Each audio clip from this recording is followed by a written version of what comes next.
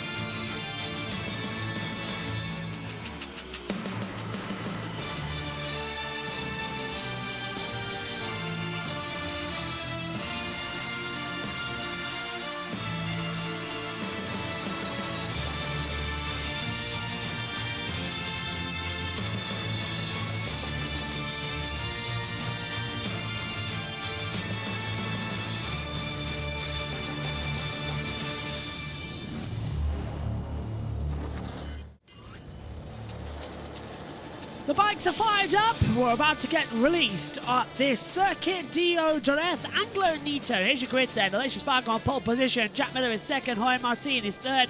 Binder fourth. Bagnaia fifth. Pedrosa sixth on his wild card return after his retirement in 2018. Oliveira seventh. Zarco eighth. Marini in ninth.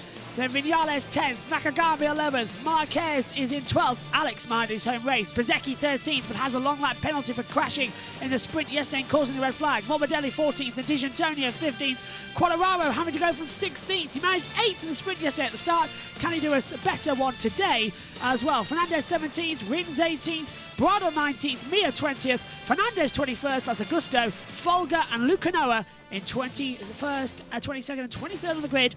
We will not have Enea Bastianini. He has been withdrawn from the weekend as well on medical grounds. Still not fit after his crash at the start of the season. And Tom, they ride up towards turn 1, the Curva Expo 92. And the parade lap begins. So much more dangerous MotoGP than four-wheel sports as well, and it brings in a lot more viewership. Yeah, well, for us anyway. I mean, not today, unfortunately, just yet. Hello to Dimas in chat. It says, hello, Josh. Do you know Marc Marquez will miss the Spanish Grand Prix 2023 and be replaced by Iker Lacuna? Yes, Iker Lacuna coming in. He's starting 23rd on the grid as well, unfortunately, as a problem in the sprint. Here's your track temperature. It's getting hot out there as well, let me tell you as well. 33-degree track temperature 28, 8-kilometre wind blowing in from the northwest as well, so there's still a little bit of time to be found. I understand that the Formula One session might have ended actually as well for Formula One, but they're still live, so I wonder if there's an issue that Jess can't stop it. I'll better check my Discord while they're on the parade lap. That was good timing. Podium finish as MotoGP on the parade lap. Big shout out to all the fans in Jerez. Thank you for making the atmosphere trackside simply amazing as well. Now, joining Josh and Jess, I think, are joining the box, but not commentators. They just want to watch the race with me and Tom on the call. So it's all going to be fun there. And I think they ended the stream. Josh, can you just hear me? Does Jess know how to end the stream? I can do it, actually, Josh. If you give me. Oh, no, she's done it. She's done it. Yeah, it's just ended. Yeah, she did it. I was just checking in case she couldn't remember the login because I've had to give it, but that's fine. So, everything now on for MotoGP. Fingers crossed. Cheers, Josh. He'll be in the background. And if you want to say anything, by the way, to Jess and Josh, just pipe up. We'll hear you as well. On the grid then, Tom, do you reckon we'll have another red flag like yesterday? No, hoping that the riders sort of sort that out and have a clean getaway. Here we go. Turn one. Green flag in the back for round 4 of the MotoGP season is under starters' orders.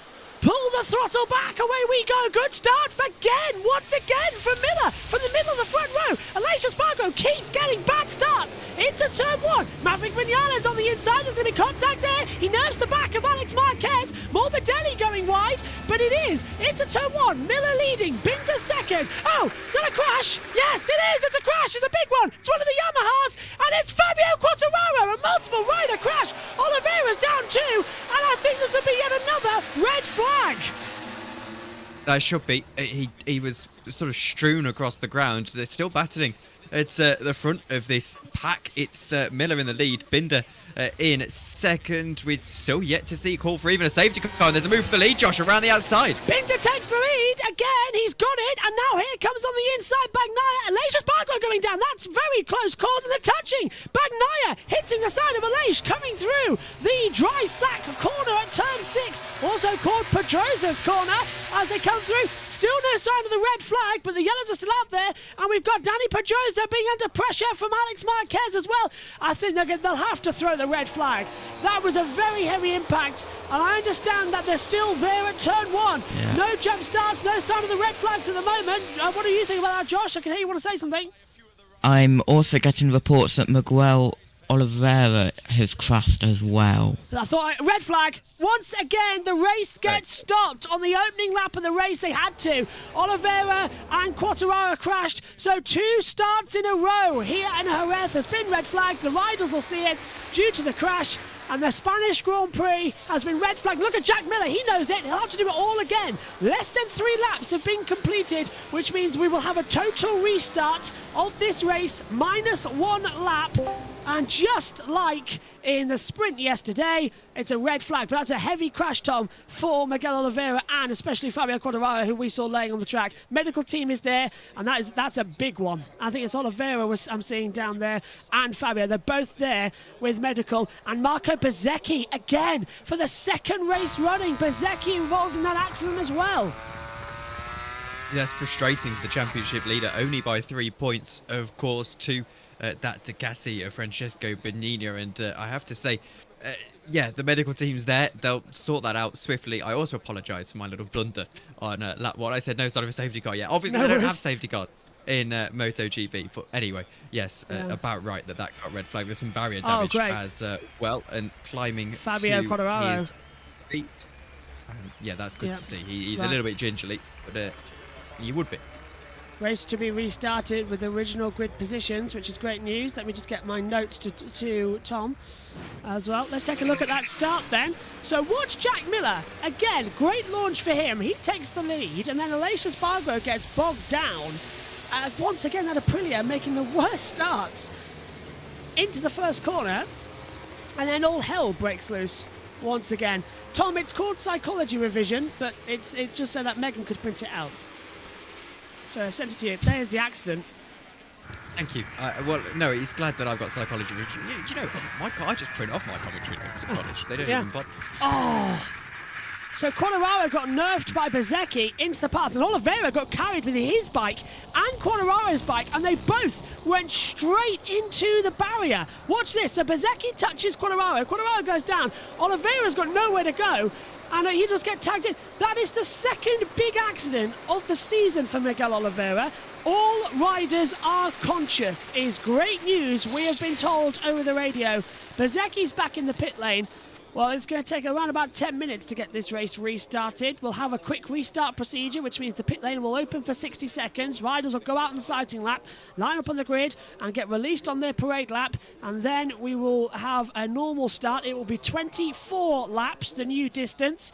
We minus the start we already do because they can't refuel the bikes during the red flag restart. And there you go. Look, that's the confirmation. Look, and it's a total restart. So we will have 25 laps as well, not 24 like we had yesterday. And Oliveira has been stretchered away, we understand, and they're now having to repair the air fence as well. So it is going to be a total restart, Tom. We'll get to this all over again. And if they can clamber back to the pits, are the drivers that crashed out allowed to use that spare bike that they've got? If they can get back onto their own power within 5 minutes, they can. So everyone who's returned to the pits can now restart the race. Oliveira, I think, will be kept out on medical grounds. I believe Quartararo will as well. So the champion for 2 seasons ago, Fabio Quartararo, really struggling here. Started 16th on the grid. I said he had a great launch in the sprint race 1, got up from 16th as well. Oliveira has been taken to the medical centre for checkup. As soon as we have any more news, we will get told.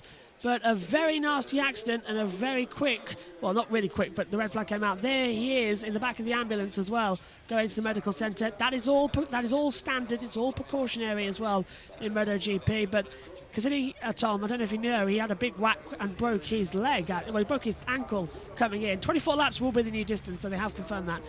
Oliveira had an accident back in Portimao, where Marc Marquez charged into him. Same thing's happened here now with Fabio Quartararo.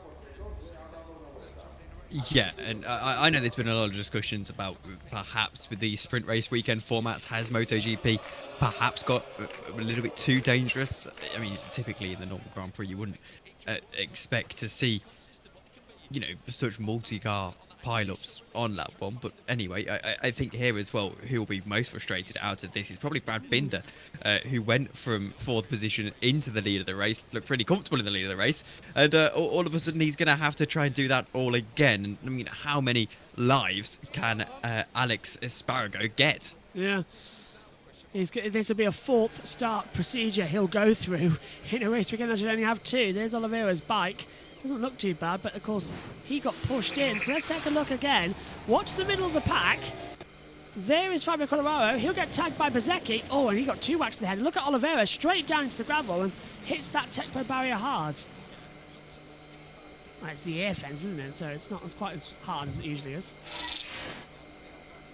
That's the reason for the red flag, I reckon, as well. They've got to get that bike out because it punctured the air fence.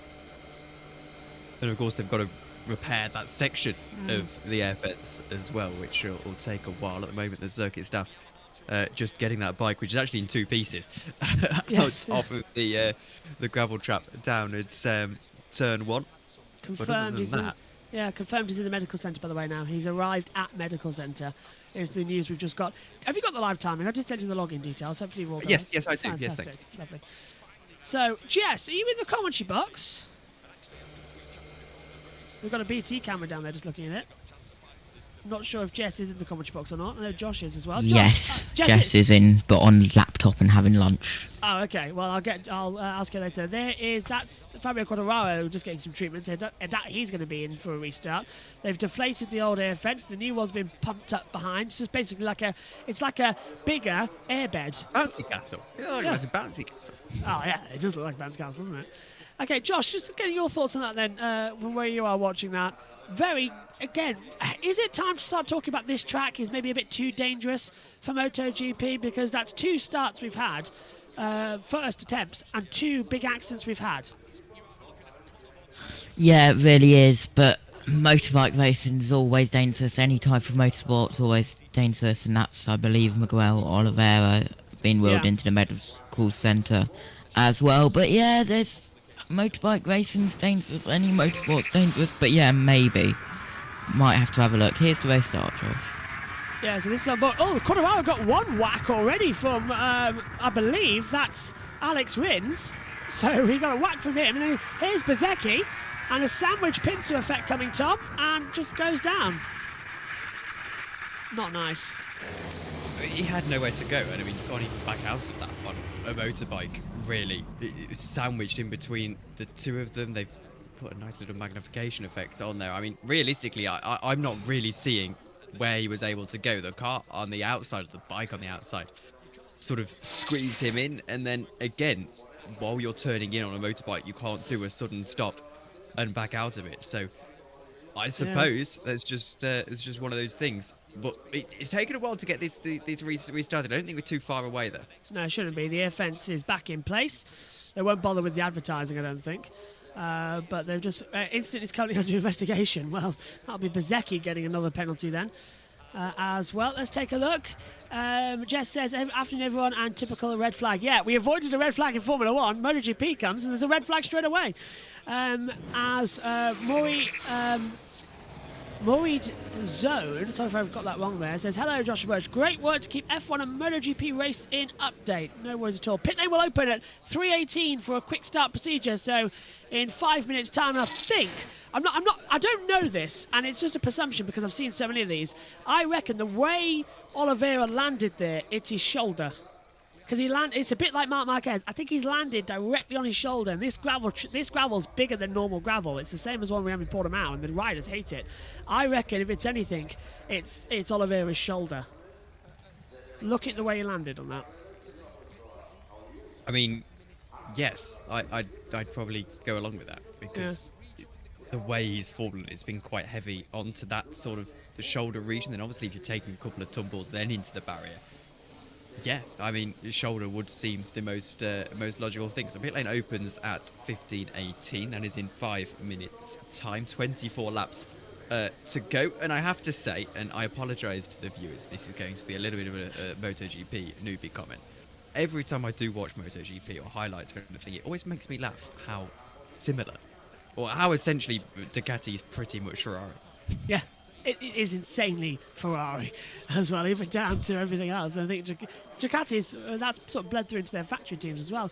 Okay, just getting word we should listen. Oh, and someone's lost their hat. Oh, the nice fans are going to give it back to them now. Let's have a quick word with Gavin, because Nat Quirk's down in the pits, I think. So let's listen to them. The fact that in the sprint race we had 2 goals at it, most riders will be in a position where they potentially will have only have 1 tyre left, and you're just hoping there's not a restart, because obviously the odds say, oh, it's quite rare that there'll be an incident where there's a restart. Unfortunately, that is the situation. That's what's happening, and the difference is huge when you go out on a brand new slick. Even though the tyres have only done, let's say, 3 laps, they've done a sighting lap, a warm-up lap, and then the first racing lap and an in lap, so that's 4 laps.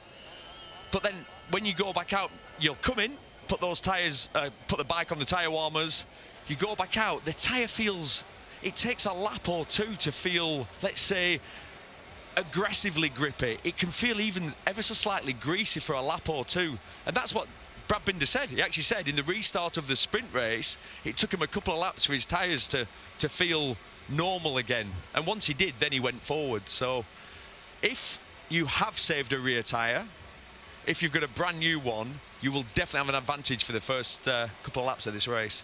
Yeah, and same for Brad Binder, his front, that was the one, the front tyre just And we talk about how many times has Silva mentioned us the activation of that front tyre. He does go on a bit about A it, little doesn't he? bit. It pauses a little bit. And I noticed he was talking about the front stability Yeah. of the harder option tyre. Where he's got that line from. No, but it's so true. These tyres are difficult to activate. And that's why if a normal person came, like a really fast, let's say a normal BSB rider, was to jump on a MotoGP bike and ride round here, it would take a few laps to get up to a speed where the tyres are actually getting to the activation window. And before that, before you get them at the right temperatures, they feel awful. They feel like they feel a bit flat, like there's not enough air in them. You can see at the bottom of your screens, Miguel Oliveira declared unfit and Fabio Quartararo ready to go. But I expect the adrenaline's keeping him going because he did hobble out a little bit from the gravel. It was a nasty collision that we saw on lap 1. Just trying to keep the KTM cool. The leaf blowers in there. Yeah, it's hot down there. Feels it. You feel it in pit lane. Yeah, temperatures, it's hovering, isn't it? Around, I mean, we were told at the start of the race 33. Michelin was saying it was over 40. But it's that, because that's such a critical mark here at the racetrack, that 40-degree mark where it just feels, this track surface feels greasy. It is crucial. Luca Marini gets ready to go again. There won't be anyone sat in the 7th spot on the grid, which will be even better for this rider. Maverick Vinales has a big hole in front of him where Miguel Oliveira was. And it's been his Achilles heel, those the starts and the first lap. And I mean, it's sort of Maverick's luck. The first time he gets a good start and he's incredibly aggressive on the first lap, they throw out the red flag. But he'll gain some confidence from that, will Maverick? I can't believe Maverick's sitting 3rd in the championship. We hadn't realised it, but it just shows if you're consistent. Like, what have his results throughout the season been? In the sprints, 5th, 7th, 10th and 7th, so he scored in 3 out of 4. And in the racing, 2nd, 12th and 4th. Nobody has scored points in every single event. Not one person has got a clean sweep. He's the closest, having just missed out by 1 place in the sprint in the USA. Yeah, that could stand him in good stead when he really finds his feet. You feel it's coming, don't you, for Maverick Vinales? It could be unlocked here today. I know he's on the 4th row. That hole on the grid in front will help. How much does that help? Oh, so much when there's no one in front of you. What it means is if you get a good jump, that initial bite when you release the clutch, you've got space, which you rarely have in MotoGP. It's crowded. This is one of the narrowest tracks we go to. It's like the complete opposite of somewhere like Silverstone. It's more like a Donington Park width. It's old school. We've been coming here for 37 years. It's an incredible track. Some people have said the MotoGP bikes have outgrown it over the years. And do you know what? Safety has been a little bit of a concern at this track, but they've addressed it throughout winter. They've moved some of the barriers back quite a long way. In fact, they've done a great job. And I'm so pleased to see that. I'd hate to think that we'd ever lose Jerez off the calendar. It's a classic. Yeah, it is a historic venue. 37 years we've been coming here. Fabio Quartararo hobbles to his bike. He's been coming here since he was, well, before he was a teen even. Remember, he went and won the Spanish Championship, or Junior World Championship, as a 13 and 14-year-old back in the day. Yeah, he looks stiff. Yeah, just trying to get a little bit of feel for his bike. Remember, it will be his 2nd bike. He will have new tyres on it. I'm assuming they'll have tyres, spare tyres, to run on that. We've just had our figures come in of the crowd, just shy of 80,000 here. Once upon a time, we'd be talking about 120,000. It could well be there are about 120,000 or more here. It all got a little bit interesting, crowd figures, because of tax reasons. I don't want to get into the... I'm not making accusations or anything, but this is something that people... Yeah. Anyway, probably the less said the better. Yeah, less said the better. I'm back. Sorry, I got attacked as well by a little spider, and I was made to investigate it. There's reason behind that as well as little nephew. Okay, so back into the action then as well, Tom. Let's see what we can have. Red flag has now officially been rescinded. We are going to have a 24-lap race. How long until we have another red flag? You'd hope it'd be pretty much free running to the end. I did want to bring up the point, actually, of them talking about that tyre wall, because obviously I know if you'll switch your four-wheel brain on for a moment, obviously that has been a big issue of contention in WEC over the last couple of days. And, you know, it's the same for bikes in that if you don't have the tyres under you, you physically can't drive. And as well here with Quartararo, he's going to have to really use that sighting lap quite effectively, because no matter how you set up two bikes, you can set them up completely equally, and it's true for cars as well. There will always be a slight handling difference in between the two of them, whether that be tyres, whether that be just little ways in the manufacturing of those parts. So it will be quite difficult, actually. You'd hope that the World Championship riders would be able to get up to speed within a sighting lap, but it can just be slightly unsettling. Not ideal when you're already hurting as well, Josh. Absolutely. Green flag at the back. This is not for the start of the race. This is going to be another formation lap as we get going. Quartararo was, as you said, Tom, slow away again on that second bike. This is, by the way, the bike he used yesterday in the sprint race. He's moved over now, so it's got a shorter setup as well, and he's had to change over some tyres. We'll see that soon, but we've got our new grid. It's exactly the same as the other one, minus the fact that Miguel Oliveira will now not be racing. He has been withdrawn. The stewards have said that Fabio Quartararo has been given a long lap penalty for irresponsible riding. So the stewards have deemed that it is Fabio Quartararo's fault for that crash and not Marco Bezzecchi. That's a surprise to me. I thought Bezzecchi would get the penalty for that because he's squeezed. So apparently being squeezed is now entitlement to getting a penalty. That, I think, is unfair. So are they saying that he could have backed out of that? Yeah, I think so. But it was Bezzecchi hitting him that caused the accident. So, Josh. Well, Sorry, I don't see how he... Yeah. Sorry, Josh. I don't see how he could have backed out of that. I thought, I mean, maybe their perspective would be he shouldn't have gone for the gap, which I could go along with. But again, he was really stuck in a cul-de-sac, wasn't he?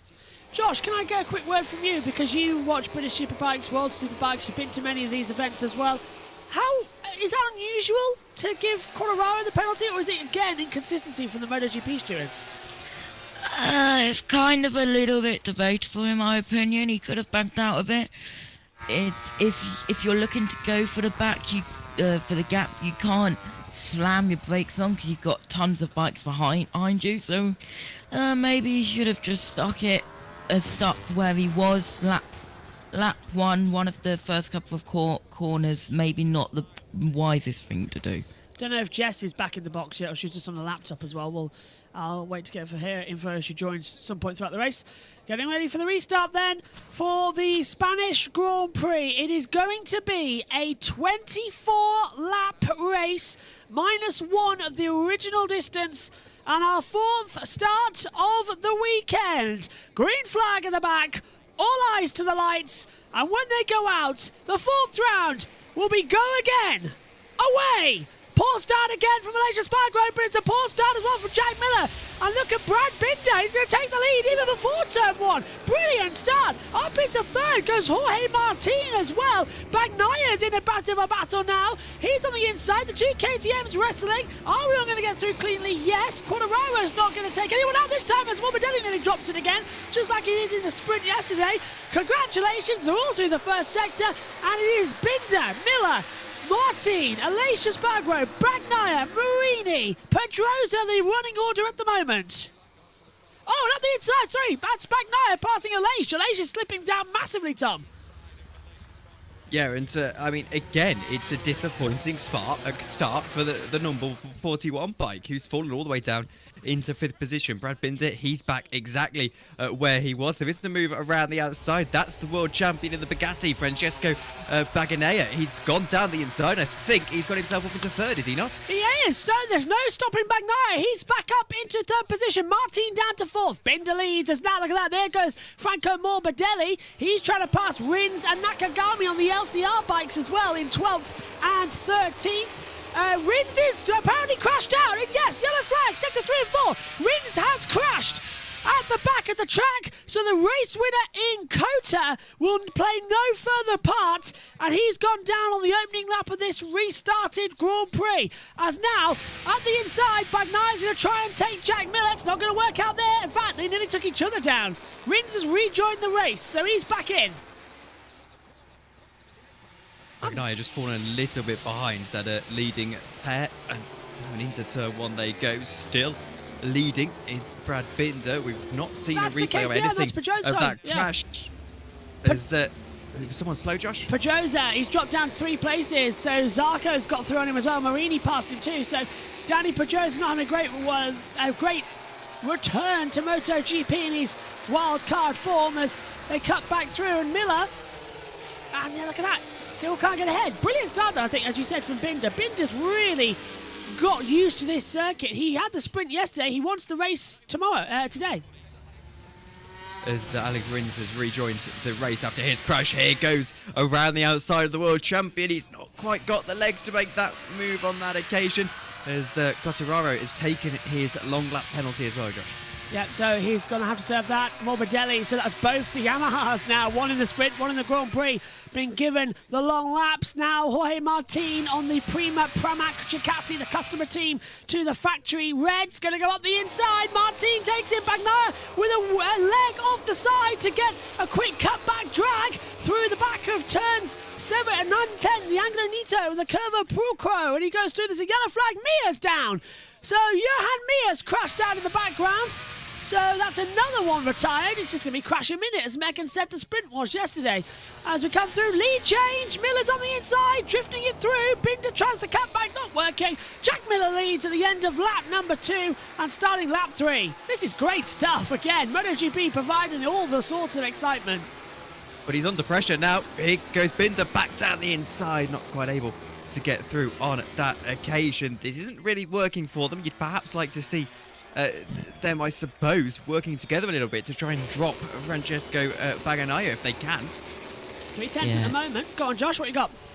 Yeah, Johan Mir crashed at turn 9 and is out of the race. Fastest lap by Jack Miller on 138.701. So still going to be keeping it together then, still pushing in this long Grand Prix we've got ahead of us. It's only lap 3. It should have been over by now, but the red flag's pushed us back. Binder wants his lead back though from Jack Attack Miller at the inside of turn 6 at Drysack. No, they're not going to make contact there. Bezecchi passes Morbidelli, 14th and 15th place at the moment, so they're not having any luck, and now the entire field just having to cool it down and wait to see what happens, as they're all on medium front, medium rear, bar Fabio Quartararo has chosen to go for a hard front tyre, which is very unusual at this track.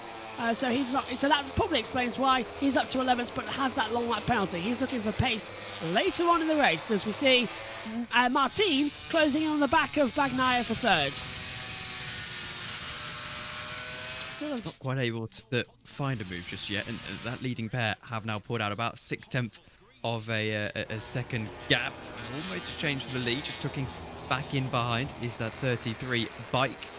And, well, it's a bit of a train. Actually, it's a bit of an overtake for 4th position. Thought maybe. No, Martin and Leschberger can't get through it. Nakagami has passed Bezecchi, however, so Nakagami's up to 12th position as they continue to move around. A bit of debris. There's Alex Rins, so far back in the field. He's still in the previous lap. He's just entered Sector 4. This is what happened to Rins. There he is with the 42. I think he's going to drop the front. Yep, drops the front. Oh, Morbidelli was looking out to hit him there. And speaking of Morbidelli, he's taken his long lap penalty for causing the crash in the sprint race. So he's completed his long lap penalty. Quartararo hasn't yet. And now the battle at the front is on as we exit turn 5 in the Cito Ponds. Down the straight into Drysack. Bagnaia's going to think about a move on the inside line. No, can't do it. Miller's on the outside and defending it hard. So KTM have come alive for the first time this year. They're actually competitive together. That's exactly what Marc Marquez was looking at when he wants to move with them next year. And HRC losing their race winner this year of Alex Rins. We're down to 20 runners.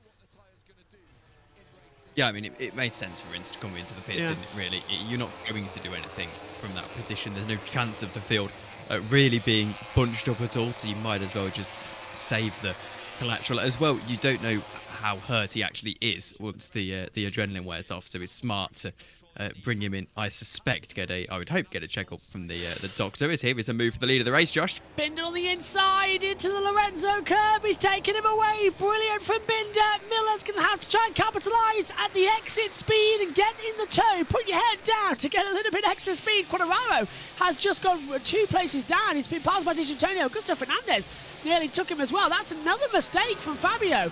It's one of the worst starts to a season I've ever seen the world champion of 2021 do, and he's now completed his long lap penalty as well. So Quartararo's completed that as Vinales passes Pedrosa, and now Miller falling into the clutches of Bagnaia again. So Bagnaia is playing the long game, it looks like, Tom. He knows these 2 KTMs at the front have pace, but they're going to continue racing each other. I don't really see why they are racing each other, because they're obviously very similar on pace. There's not much in between the two of them. That being said, Binder has sort of gone into the lead, gone ahead, and there is going to be a change of position as Bagnaia goes down the inside and is able to get himself up into second. I don't think Binder was happy about it. He's swallowed up again. Yeah, 89 Miller goes through. So Miller was not happy at all. Binder's taking it with the advantage. Binder dives through on the inside of Jack Miller. Then here comes Bagnaia. Bagnaia puts his hand up to apologise to Jack Attack Miller, and Jack was furious with him. That was a dive bomb and a half coming into the braking zone.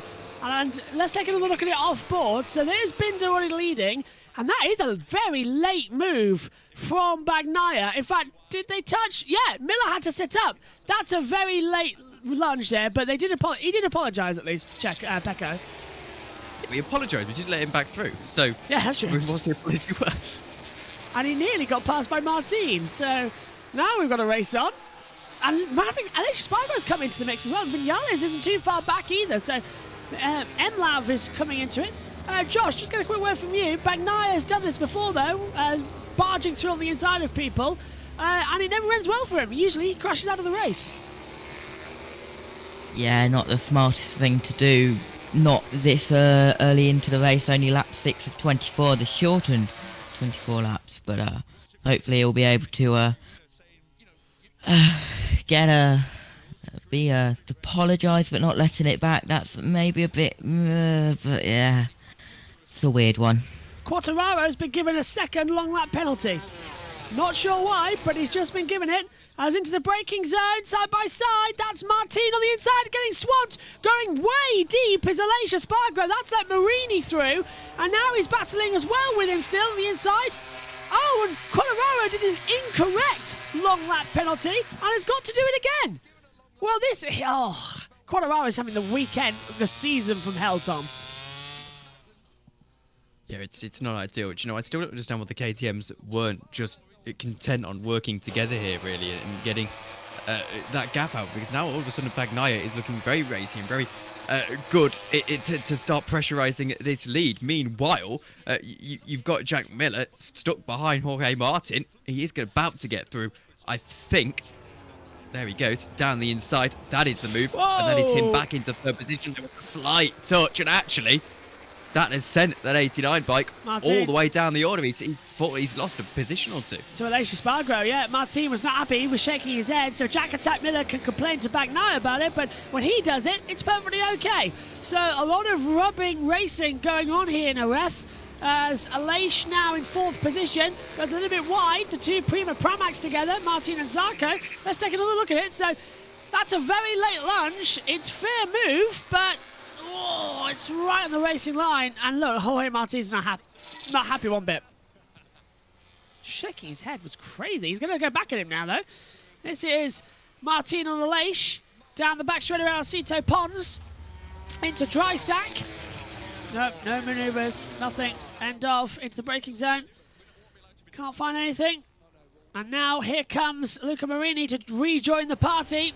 They're all still so close together. We've had 7 of the 24 laps. This isn't usual MotoGP. This is actually more like a Moto3 race. They are so tightly wound up together. And Bagnaia is really, really closing in on the lead of the race. Miller has caught back to the leading pair. And I think Bagnaia's got the pace to win this one. He is looking very, very good on that Ducati, and they are famous for their straight line speed as well. So maybe fancying his chances down that big back straights. That is the long lap penalty Oh, we area, touched the and that is line. why the number 20 was not serving it correctly. He went outside of the white lines, didn't rejoin correctly. And Bagnaia has been told to drop one position. So Bagnaia has been given a penalty for that dive bong. That's Josh's fault. Dive bin manoeuvre on the inside of Miller. And look, he's looking back, thinking, "Go on then, Jack, go through." Bong. Yeah. And he's gone through. Jack passes up into second position. Then Bagnaia down into third position. Dive bomb manoeuvre is what I want. The one that goes boom.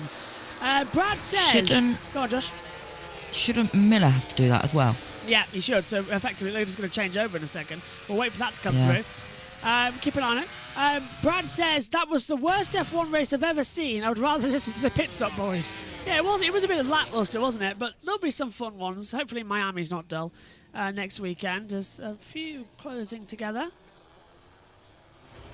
Just realised actually. Yeah, sorry, go on, Tom. Back immediately. You know, he's got the pace over these two guys. I'm sure of it.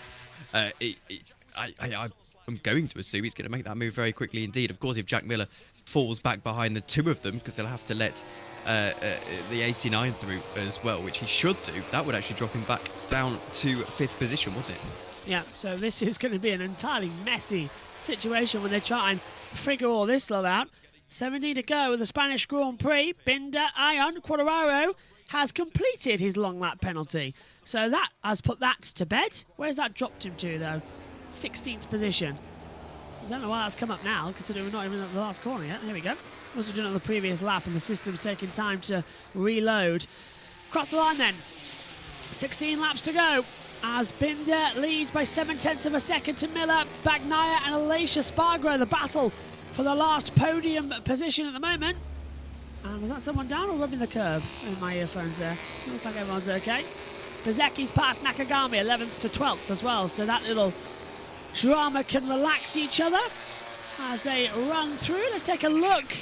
And this on board with Jorge Martin. And this is Bagnaia on the inside. Look how much he has to step up, actually, Jorge. A little bit of a look, and he goes through and says, "Thank you very much. I'll take the inside line." I still think it's a little bit of a harsh penalty, you know. There wasn't much contact between the two of them. And I suppose any contact, you've got to concede the position. Meanwhile, by the way, Brad Binder has pulled out 0.8 of a second. That's a pretty sizable gap relative to a MotoGP race. Did this yesterday in the sprint, doing it again today. Motorsport Broadcasting has just tweeted, half expecting Neil Hodgson to go on an explicit field rant about the MotoGP stewards live on air here. And to be fair, I wouldn't blame him in the slightest. And I can see it's inconsistent penalties for Quartararo. That shouldn't have been a penalty. And it was. Yeah. And I don't think Josh actually got to you as well, but he's been given more and more penalties. This is getting ridiculous now. Freddie Spencer, who's head of the penalty commission with the race control and all that lot, it's getting to the point where it's like he's working his own agenda. We on about it with Michael Masi. Freddie Spencer's worse. Yeah, my opinion, that Quartararo move was just hard fair racing.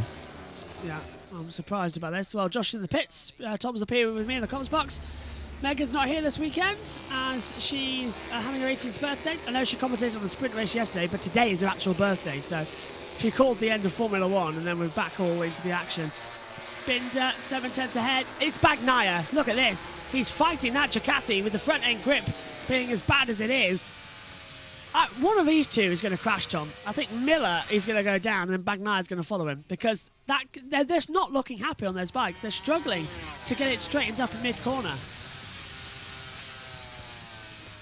Yeah, I still stand by, though, that Bagnaia is looking very fast. There's the dive, and it was a slight bit of a mistake, I think, from Jack Miller. They're still side by side. That being said, I shouldn't speak so soon, and Miller goes back up the inside and is able to hold on to that second position. That was opportunistic from Bagnaia, and Miller gave him the opportunity.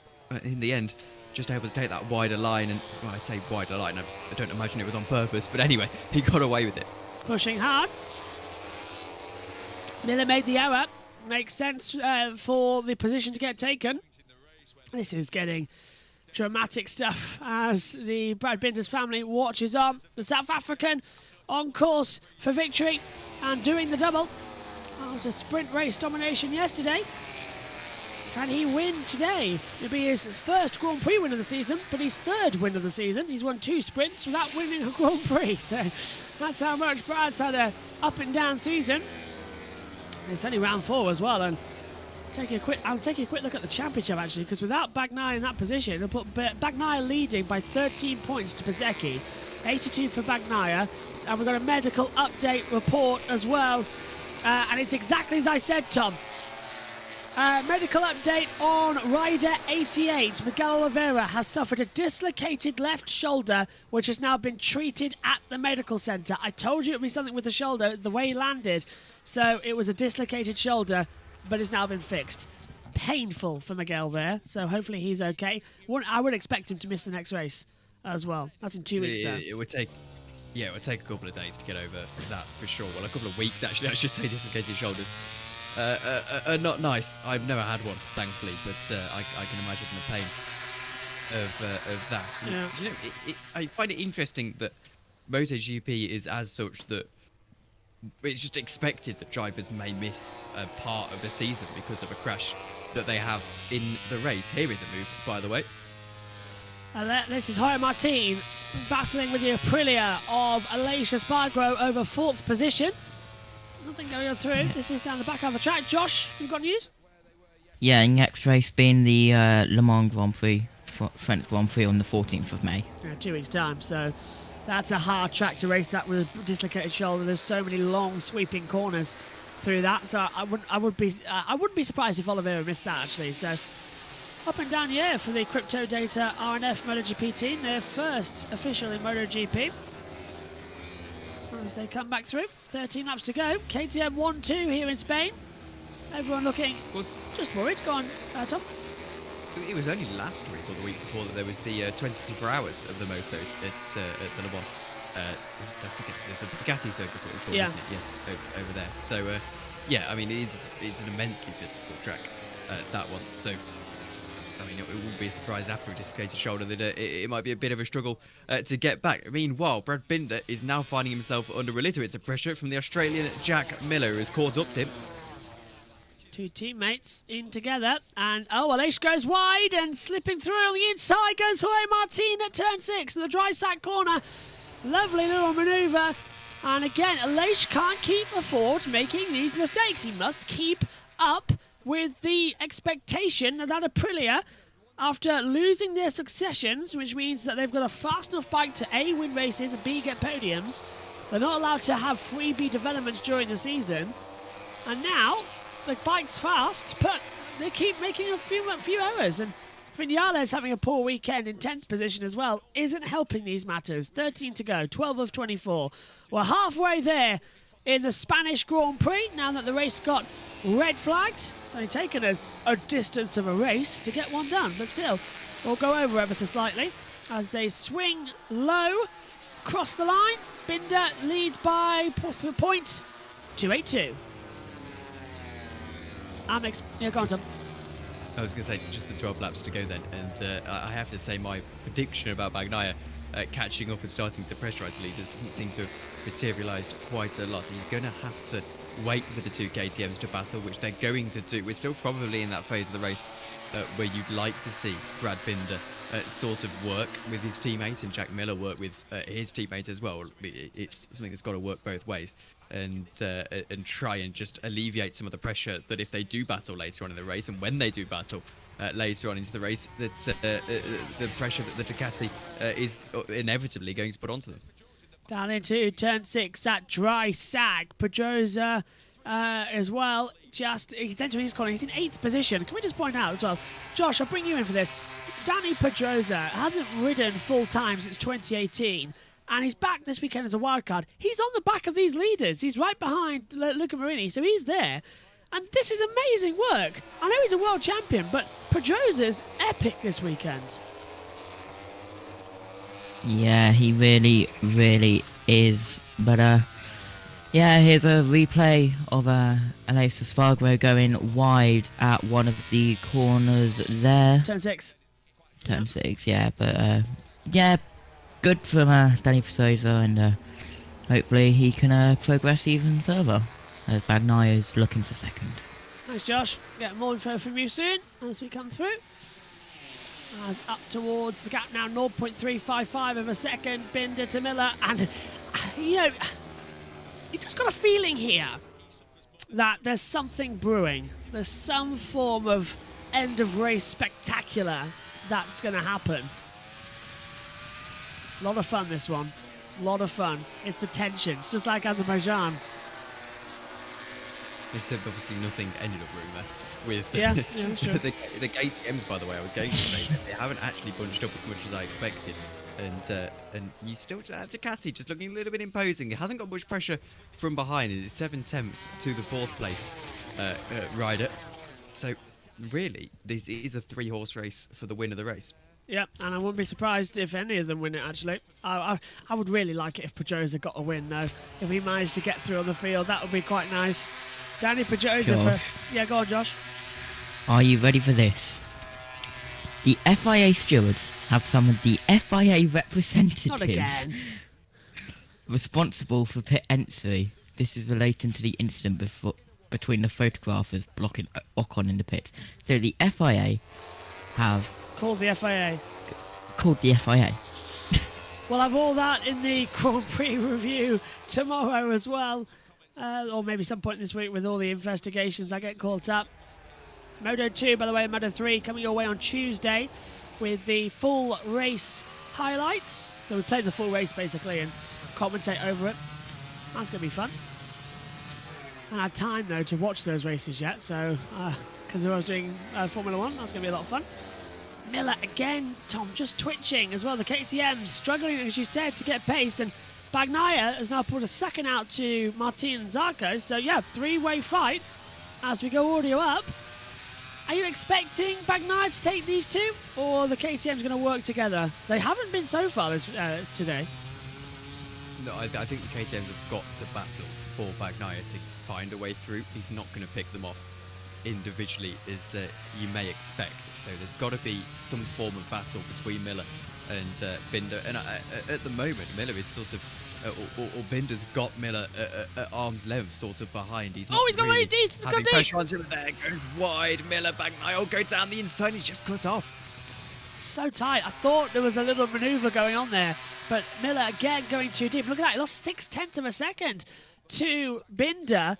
So Bagnaia's now hunting for second, and after that, he can just get released. So slowly, catchy Miller as they come out into 9 and 10. Anglo Nito and the Porquini corner, and then Alex Crevel at turn 11 past the Senna chicane, and then the last corner is Lorenzo. I thought Bagnaia was going to go for it. He's lining him up. He's going to go through on the inside line, coming out of Tacoma Ferrari. Brilliant move from Bagnaia to take second position in a place I don't think I've ever seen a MotoGP rider take it. Inside at turn 12, he goes through up into positions. He sort of, yeah, he's gone through there and almost forced Miller out wide, but it's all fair. Now here goes Bagnaia chasing after the lead of the race. Got a question for you, Tom. Brad asks, what are those trophies behind your head?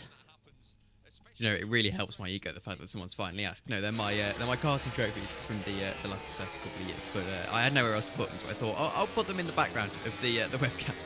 No one's ever asked about the trophy that's in my background. Yes, they have.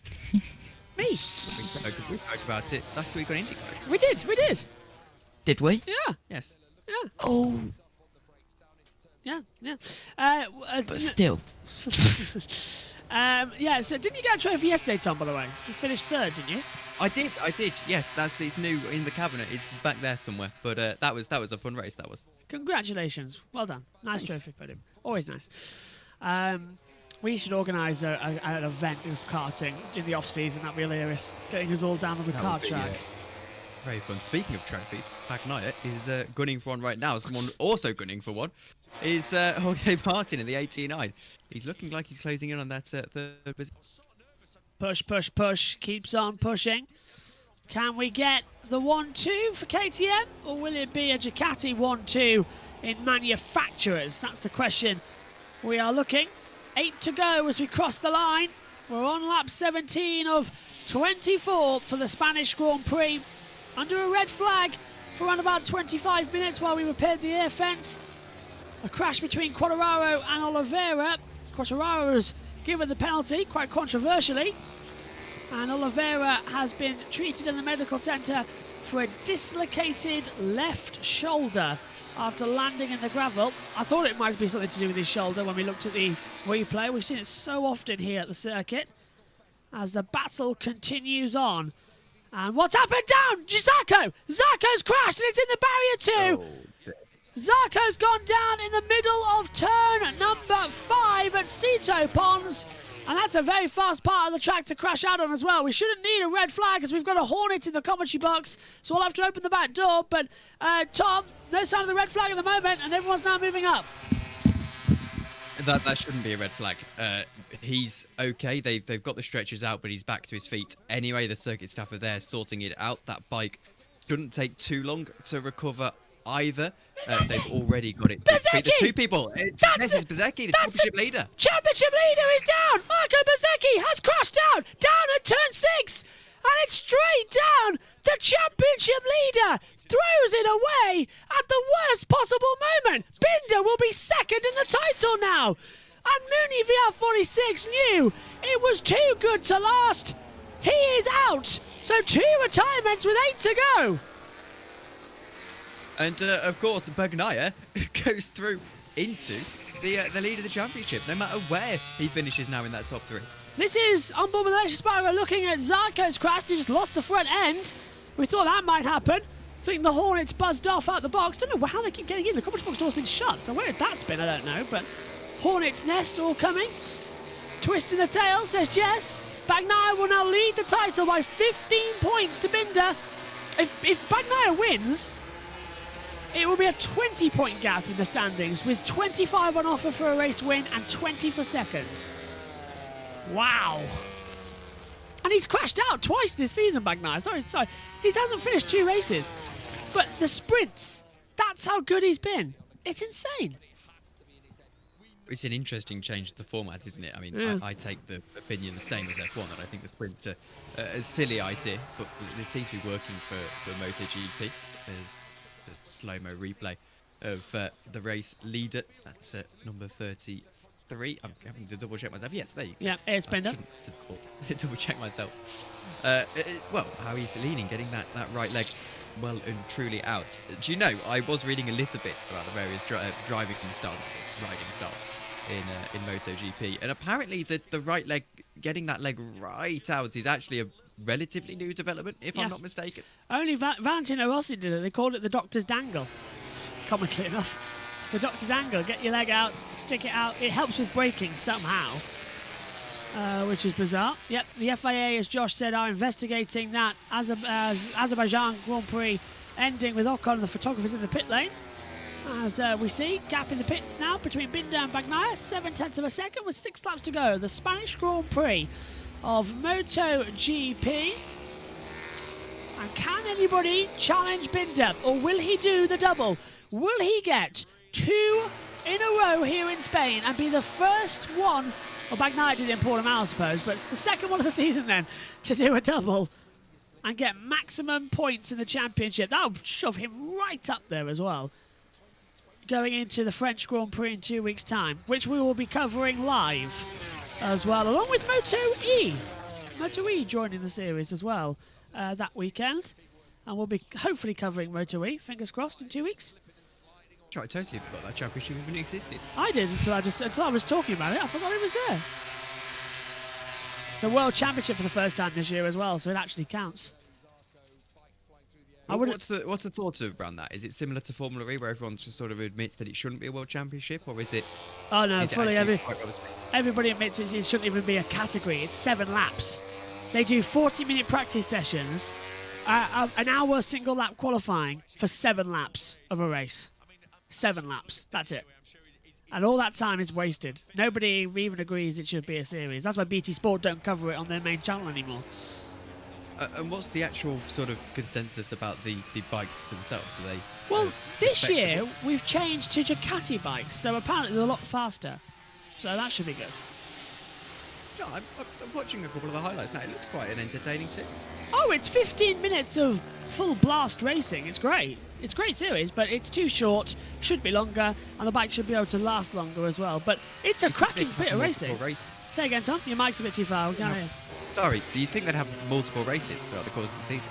Yeah, it's only a couple, and you have to do 10 to classify as a world championship. That's what they're doing this year. I meant in the course of a weekend. Sorry, that's my bad. I right, had the yeah. commentary in my ear. Sorry. Yes, no, I mean, you think they'd have like a feature race and a sprint race? Yeah.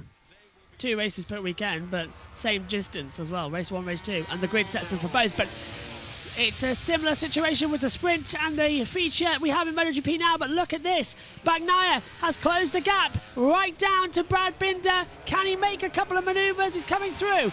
Round turn 6 of Drysack into the kink at 7. Then the Aspar, turn 8. A very fast hairpin, almost left-hander that keeps you going uphill before a double right at Anglo Nito. And the Poegui corner as well at turn 10.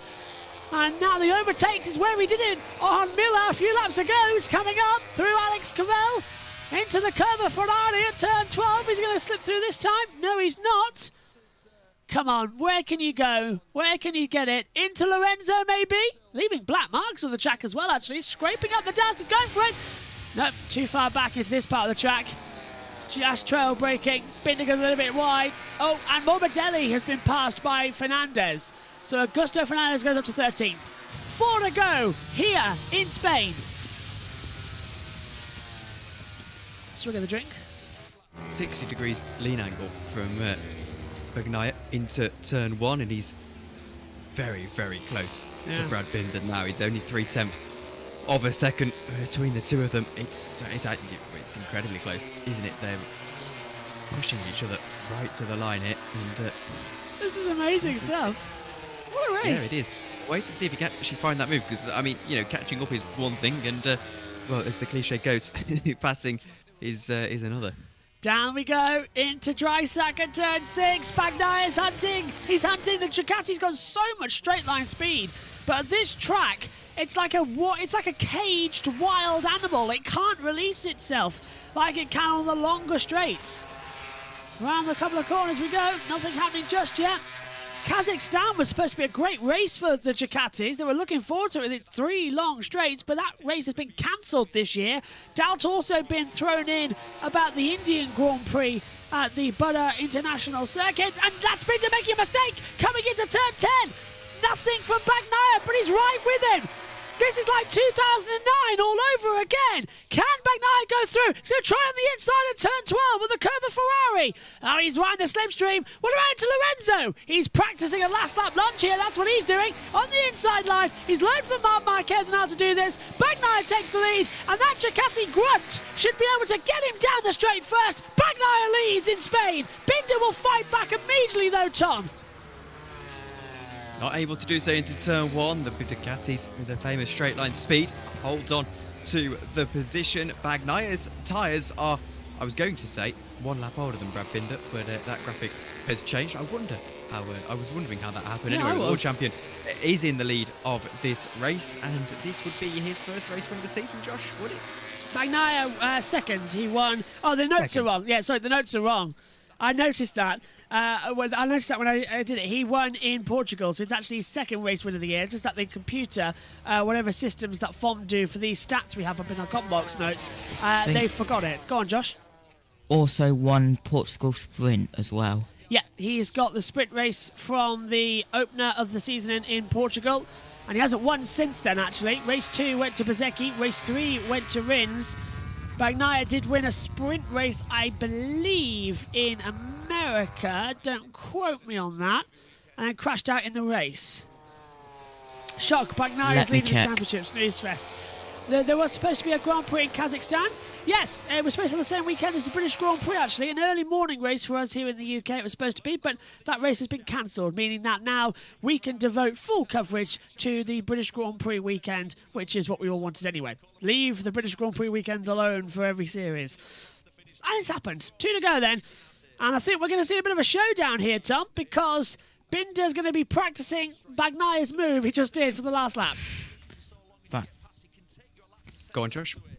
yeah, Bagnaya did win the Kota sprint race, Josh. Yeah, and Tom. both. I think only Binder and Bagnaia are sprint winners. That's it. Out of 4 races, they're the only 2 winners. 2 out of 4 each. And now they want to sort of match each other on wins as well. Yeah, well, Bagnaia wants 2 out of 4 opening season wins as well to match his sprint and take the championship lead by 22 points to Brad Binder, who will be in second. Of course, the sprint race points have to be awarded as well. I'm just getting them up on my iPad now, up here in the commentary box. Yeah, Bagnaia on 82 points, Bezecchi on 69, Binder 67. That's the running order at the moment, but Morbidelli has been given a track limits warning. Do it one more time, you'll be given a long lap penalty, which is exactly what he had earlier on in the race, so he wants to avoid having to do that again. But Bagnaia, as I said, Tom, you knew it, I knew it. He was planning that from the very start. He's done a Marc Marquez in terms of he's just let the prey have a little bit of a play at front, and then he's attacked and pounced in the last few. But prey might turn into, or predator might turn into prey in a moment, because it looks like Brad Binder is really pushing here to try and get this race win on the final lap of the race, as we'll go on to, and he's practically pushing him through that final corner. Binder's really looking for him now, the last one. So, one more lap to go. 2.748 miles of the Circuit de Jerez Anglonito in Spain. Up towards turn 1 we go. Binder is closing. He's trail braking into the corner as well. The rear of the bike stepping out as well. It's like when you pull the front brake on your bike and the rear steps out and you do a skid on your push bike as well. It's exactly the same principle with the retardation of energy to the rear tyres. And again, it cost him 0.2 of a second, Tom. That's what's getting it. And Bagnaia has got the grunt on that Ducati. It is faster down the straight than any other bike. It is, and at the moment, it looks like he's holding on to this race win quite nicely. Bagnaia, Binder, just perhaps not having the right body language here. In that bike, slight mistake into turn 1 maybe has just taken this away from him. And again, he's locked up. He's gone straight on a little bit again. So Binder's made an error. Just a little bit of a snag. Had to set the bike up. He's 3/10 back. But in MotoGP, that's absolutely nothing, because you can slip through on a cigarette's paper width to get through and make a move. And look at that. He's so fast through turn 8 at Aspar. Went for a grandstand finish.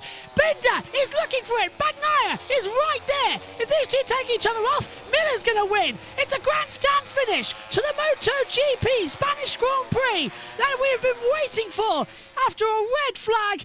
Is there going to be a last lap manoeuvre at Lorenzo? Coming into the last 2, into Alex Cavell, into Kerber Ferrari. Now the hairpin. Binder's going to go for it on the inside. He's trail braked a bit too much. Didn't work out.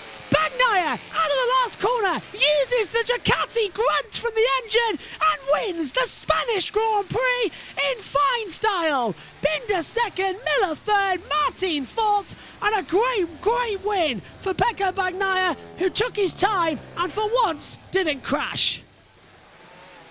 Well, it was perhaps a little bit harder than he expected with the penalty he got. We got told to let Jack Miller back through, and to be honest with you, I think the KTM's there shouldn't have battled each other in that first sort of stint of the race. In those first sort of 5 laps or so, they should have worked together. Then all of a sudden, Bagnaia isn't as much of a threat. But what a drive it was from him and Miller. To be honest, Binder, my apologies, should have won that. He made that mistake braking on what was a slight dive bomb, but he made a mistake, didn't he? Back end stepped out, and that was him done. What a race. Bagnaia leads. Now, what is it? It's a long gap in the championship. I think those graphics are wrong, because my screen's only saying 13. Hang on a minute. iPad went off with 18 laps to go. Let me get that sorted as well. Josh, what did you make of that race from down there watching? Yeah, that was a good race. Unfortunate with the red flag at the start. Hope Oliveira will be okay, but just a dislocated shoulder there. But hopefully he'll be back for the next time out. May 14th for the French Grand Prix at Le Mans, but maybe not, because that's quite a technical circuit. But yeah, a good race. Vinales has retired on the last lap of the race. He has apparently retired from the Grand Prix. So that's put Vinales down to 18th position. So we've got our finishing order. Bagnaia, Binder, Miller, Martin, Aleix Espargaro, Marini as well, Pedrosa, Alex Marquez, Nakagami, Colorado the top 10, Morbidelli, Di Gianantonio, Fernandez, oh that's Augusto, Bradle, Ralph Fernandez gets the last point, Luca Noah gets 16th, great race for him. Then Folger 17th and out. Vinales, Zarco, Bezecchi, Rins, Mia, Oliveira and Bastianini never took part after Friday. King of the world, Pecco Bagnaia gets his championship off to another great start. Will he be the champion again this year? Can't keep doing that. And there's Vinales walking in, Tom. Oh, this is how we did it. Is he going to drop the front? What's happened? Turn 6. Oh, the engine dies out. The chain's off, I think. Yeah, it goes off. Yeah, the chain's come off the bike. Look, there it is. Yeah, the chain has come off the bike and it's right in the centre. Wow. Very rare you see a chain come off a MotoGP bike these days. I don't know if they have snakes in this part of the world, but definitely look like one. I don't know. We've got some dancing here and Bagnaia looks like he's going to light a firework. Is that legal in this part of the track? Don't think so. No, I don't think so. I was trying to think why he's actually got a firework now. I'm slightly worried about that. Several riders taking some escape roads into the alternative pit lane as well, because you get back to the paddock that way by going straight on. Oh, there goes the fireworks. Oh dear. Do we know who those two gentlemen are, or are they just sort of... No sort idea. Of there They're just sort of there. are they allowed to be there? But yeah, they're allowed to be there, but I've never seen them before. I hope so. You never know. I mean, the protests were at the Formula E the other day, which was ironic. I tell you what, though, at least they're not terrorists, and they didn't just get Bagnaia to light a massive bomb or anything. Although they have just put a lit fuse into the dry grass, which is as bad a good idea as throwing a cigarette butt into a petrol station. Please don't do that. Just thought I'd get that over. Please don't do that. Binder's back in the pit lane then. We'll hear from the top 3, head down to Susie Perry, and then come back for the podium, and then we'll sign off as well from this Grand Prix. I think it was about a 15-minute delay, wasn't it? So it's not too bad. Not too bad from what it was. I think it was close to 20. Yeah, it was a 20, right, okay. Oh, this is the outside manoeuvre. All the fans coming in as well, the photographers on the inside, the marshals. Stand up as they go through, taking it to the fans as well. For Pecco Bagnaia. Nice way to get back to the pit lane, saying hello to the fans, and that's one of the lovely things about the RF circuit is it's got this magnificent outer road that you can walk around the entirety of the track on. Fantastic circuit. But I did mention the question earlier, is it perhaps too much for MotoGP these days? It's a small circuit compared to others. Oh, and there's... No, I think we should point. There's Valentino Rossi, sorry. Yeah, Valentino Rossi's there, watching on. 9-time champion of the world. Go on, John. Go on, Tom. I think you should be pointing fingers at the Isle of Man before you point fingers at MotoGP. But fair point. Anyway, it's Jerez is, as I said, a historic circuit for MotoGP, and getting rid of it would be such a massive shame. And I mean, I think MotoGP fans should be thankful that they keep historic circuits on the calendar like this, and not, introducing street circuits. F1. You're really loud then. That deafened me. Yes, I was going to say, nothing gets past Josh. That deafened me. But, no, yes, anyway. He's taking his time on this in lap. I mean, you haven't won the World Championship just yet. Into the pits comes the 2 KTMs though. Binder and Miller are already celebrating. There's Jack Miller. Celebrates with his wife. Brad says if you threw a cigarette butt at a petrol station, nothing would happen. I mean, you are correct there, because obviously the fuel are in tanks, and you'd probably get away with it, but I still wouldn't recommend it. I think it's actually considered an act of terrorism in this country to even do that. I'm fairly sure. Yeah. Or at least arson, I don't know. Either way, it's not smart. I mean, you'd probably get away with it, but don't, is my point. Not worth the risk. That's one of the funniest lines I've ever seen in Only Fools and Horses, where they're dressed as Batman and Robin, and the fuel pump stops working on the Reliant Robin, and they've got the little van. So Del Boy gets out in the middle of the night, and he can't see, so he lights his lighter to look and see if the fuel's coming out. And it's brilliant because Rodney says to him, "What are you doing?" And Del Boy comes up with a lighter and says, "I'm just trying to see if there's any fuel going to the cylinder," and goes back down. And Del Boy goes, Rodney goes, "Oh," looks in, and then goes, "You idiot!" As well as he pulls back. It's fantastic to see if he lights the fuel. It was stupid though. Could have all gone up. There's number 1, Pecco Bagnaia. So we had a Checo win Formula 1. We've had a Pecco win MotoGP. What can we have a Pato win in IndyCar later to complete the rhymes? That's something. That'd be brilliant. Checo in Baku, Pecco in Jerez, and Pato in IndyCar. That's quite a nice. I hope that happens now, just for the comedic value. There's Bagnaia's girlfriend and family, Gigi Delinia, watching at the back.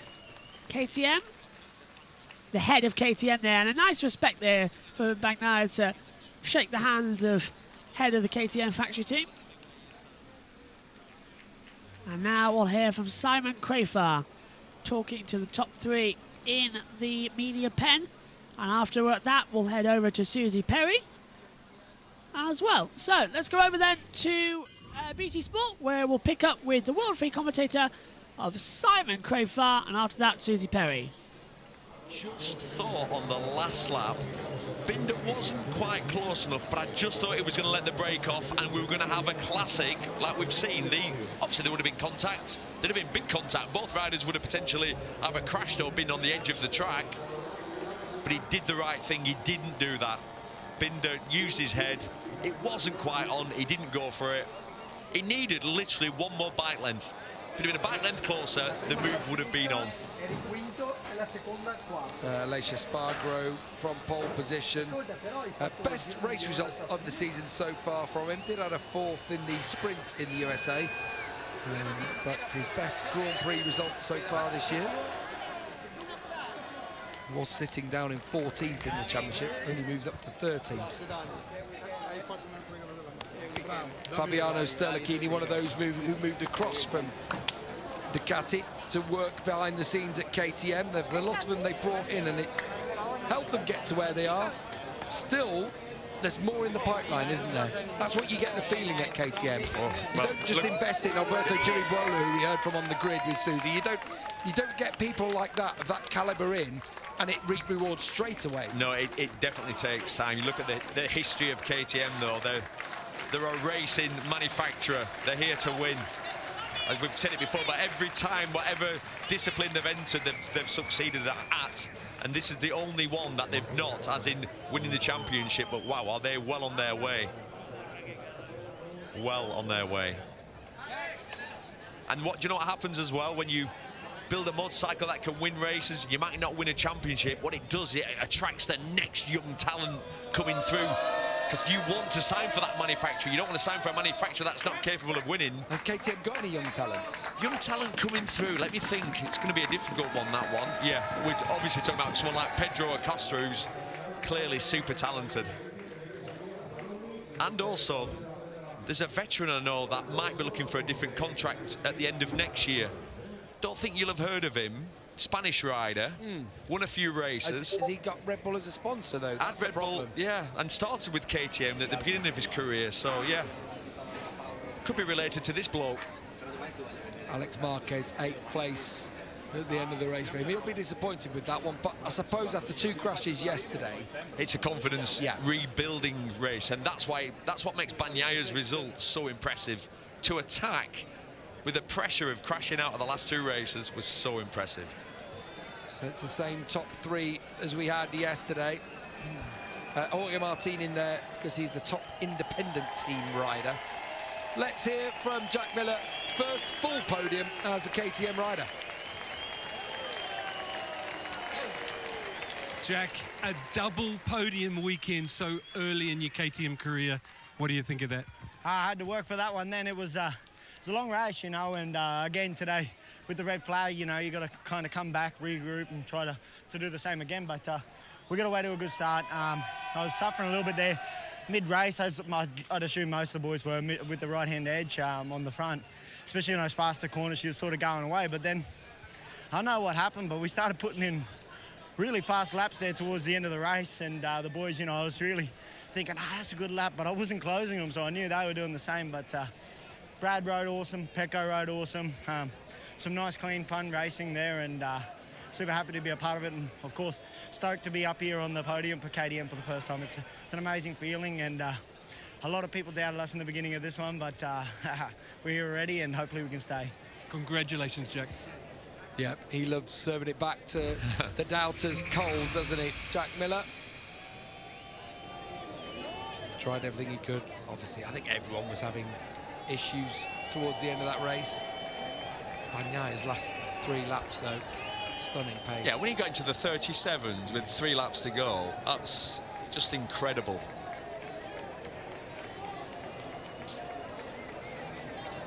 They so appreciate the work that this man's done. Danny Pedrosa, the test rider, thousands of laps behind the scenes. You're such an unsung hero. Yeah. Testing's boring, it's hard. And only 6 seconds behind in 7th place. Here is Brad Binder, who battled, but couldn't quite hang on to Brad, the lead you today. led most of the way. You pushed the current world champ to the last corner. You're a nightmare for your opponents, never giving an inch, and I love it. Thank you. Today was it's fantastic to finish a main race again. The last 2 I've messed up, so so happy to have got a solid podium today. It was nice to be out front and lead the race. I kept seeing a little gap, so I thought, okay, I've done the job. I just need to make sure I don't mess up the edge of my rear tyre, and I think I cooked it a bit with 3-4 laps to go. So it is what it is. Last lap, I managed my quickest lap of the race, trying to get past Pecco, but hats off to him. He did a fantastic job today, pushed me the whole way, and got me at the end. So thank you to my team. Thank you to everybody for the support, and we'll try again next week. Huge congratulations. Thank you.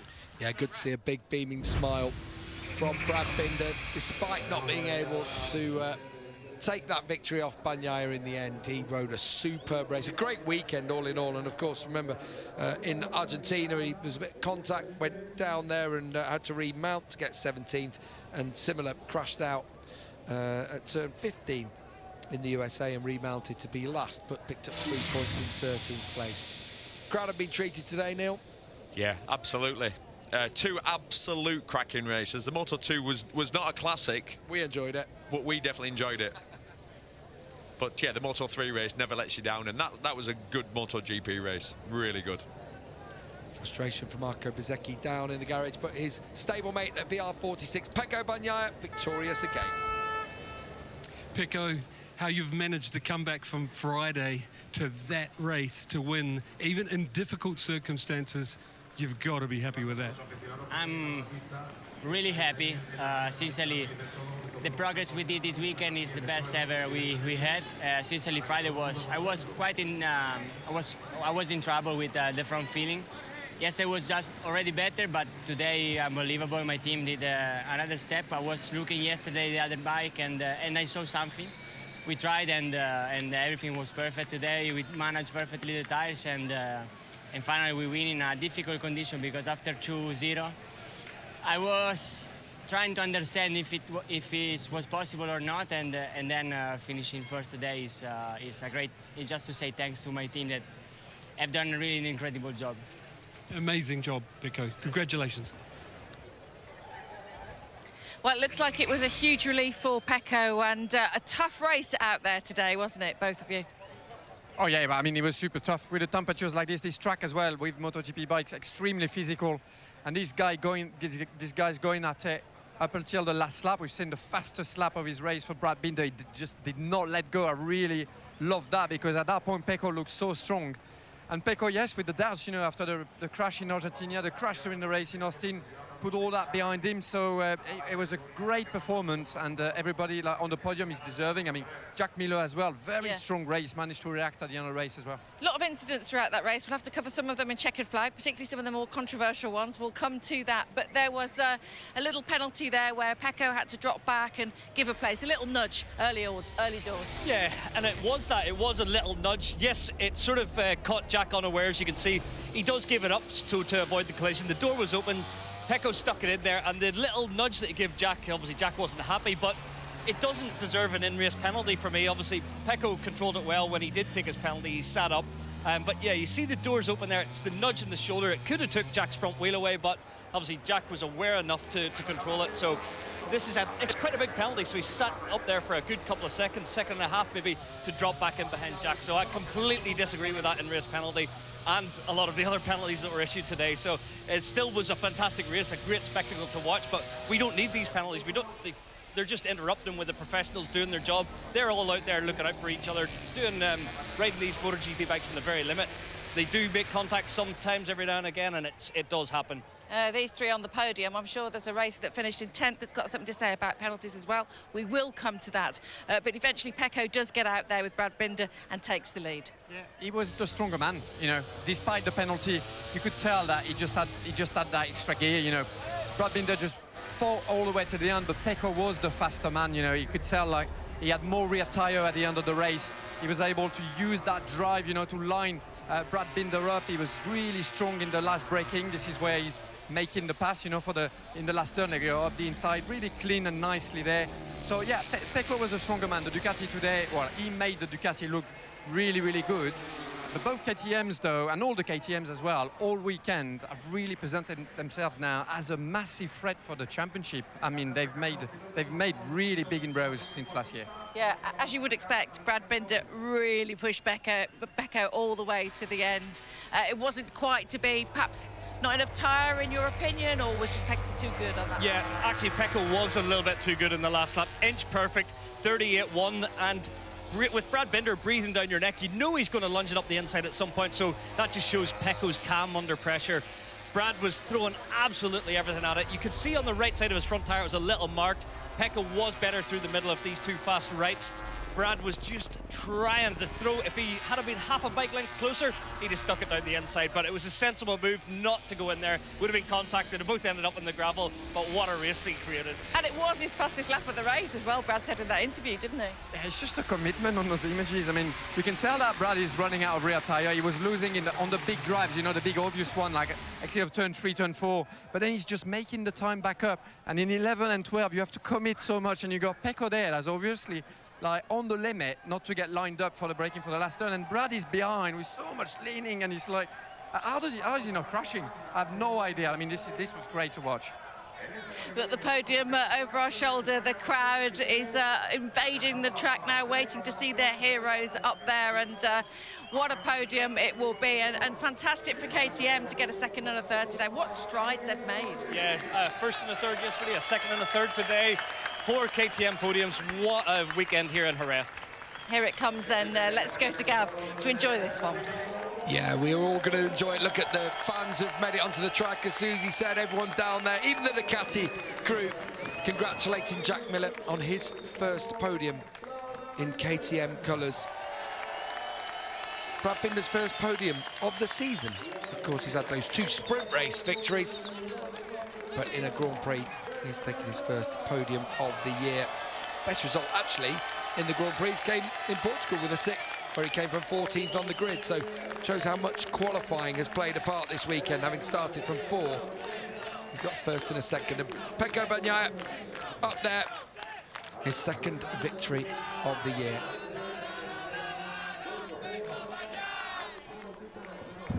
I think the celebrations, Tom, as we're back up now in the comms box. Again, I got caught up by a nephew. What do you expect then, Tom? How's that race been for you as we take the podiums with Ducati once again getting up there, getting a new podium? Now we'll see 3rd place coming up as well. That's going to be, of course, for Jack Miller, podium number 23 of his MotoGP career. How much does he want that win on the KTM, though? this season, his first year on the new bike. Well, if he's going for the championship, which we're suggesting that he is, he's going to have to do it quite a lot this this season. Second place for Brad Binder for a win in the sprint race yesterday. Comes in, does it again. Podium number 6 of his MotoGP career. Gets the famous wine cup here, as Jerez has a winery just outside. Jerez de la Fontana. And now the race winner, Jorge Vegas, the FIA president, snubbing originally Bagnaia, but now gets the big glass, kisses the trophy. Pecco Bagnaia wins again. His 13th win in the Premier class. He's a 22nd podium. And now, as ever, the current theme of MotoGP once again, it's the Italian national anthem.